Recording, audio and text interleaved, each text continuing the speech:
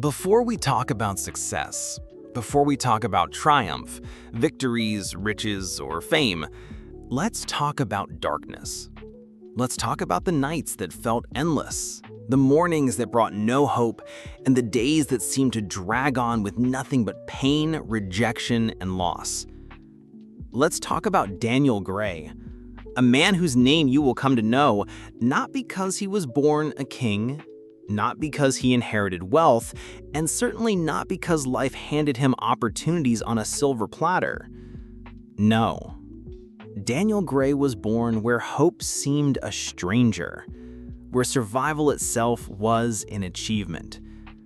Let me take you back to a small, crumbling apartment on the edge of a city that no one really cared about. The walls were cracked, the paint peeling like old scabs. Every night, the sound of sirens and shouting filtered through the broken windows. It was a place where dreams went to die. His mother worked 2 jobs, cleaning offices during the day, waiting tables at night. His father? Gone. Disappeared one cold winter when Daniel was just 5. No note, no explanation, just an empty chair at the dinner table and the haunting question: why did he leave? Daniel would sit at that table staring at the plate of rice and beans his mother scraped together, and he'd wonder what it felt like to be full, to be satisfied, to be safe. But safety wasn't a gift Daniel received. At school, he was the invisible boy, the one with shoes 2 sizes too small, clothes patched and repatched until they were more thread than fabric. The boy teachers barely noticed, except when it came time to reprimand. The boy classmates taunted because it was easy. And yet, deep inside him, something refused to die. A whisper, a flicker of something more. Nights found him at the small library down the street, a place he discovered one rainy evening when he needed shelter. The librarian, a kind old woman named Mrs. Blake, gave him a towel and let him stay.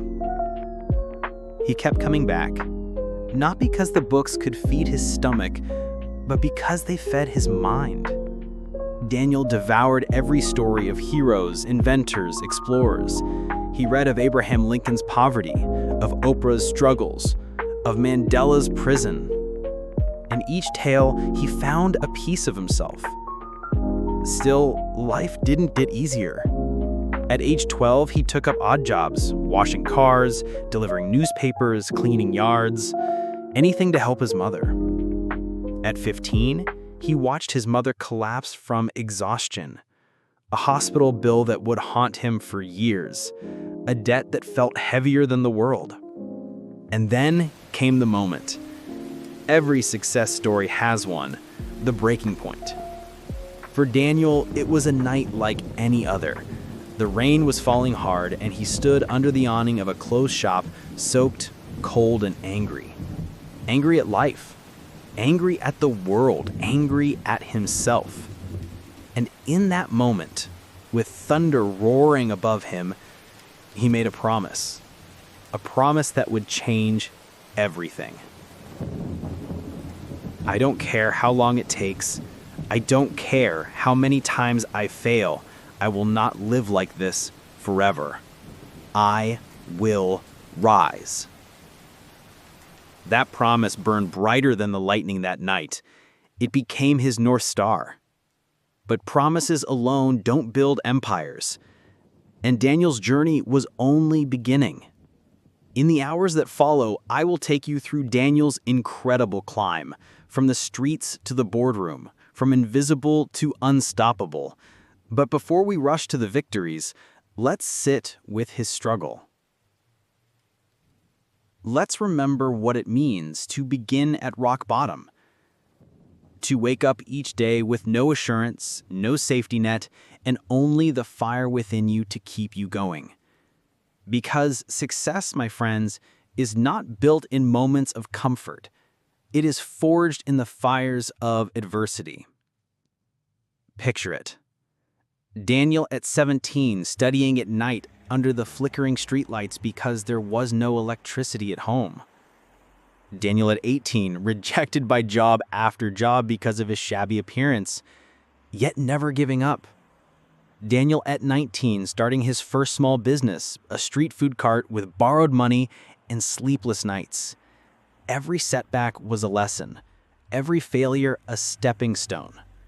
And what you'll see as his story unfolds is that the world does not hand over success easily. It tests you. It tries to break you. It asks, how badly do you want it? And those who rise, those who truly succeed, are the ones who answer, more than anything.